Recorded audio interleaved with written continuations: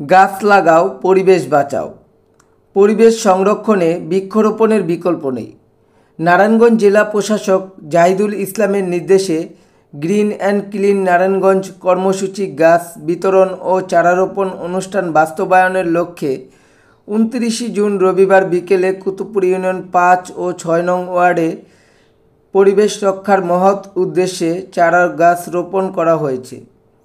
উক্ত সময় উপস্থিত ছিলেন বৈষম্য বিরোধী ছাত্র আন্দোলন নারায়ণগঞ্জ জেলার মুখপাত্র সারফরাজ হক সজীব, কুতুবপুর ইউনিয়ন 5 নং ওয়ার্ডের মেম্বার মোহাম্মদ বাবুল মিয়া, জাতীয় যুব শক্তি নারায়ণগঞ্জ জেলার সংগঠক নাসিম আহমেদ, বৈষম্য বিরোধী ছাত্র আন্দোলন নারায়ণগঞ্জ মহানগরের নির্বাহী সদস্য সাকিব আল হাসান, মহানগরের আরেক সদস্য সিয়াম আহমেদ, বাংলাদেশ গণতান্ত্রিক ছাত্র সংসদের আবির আবদুল্লাহ।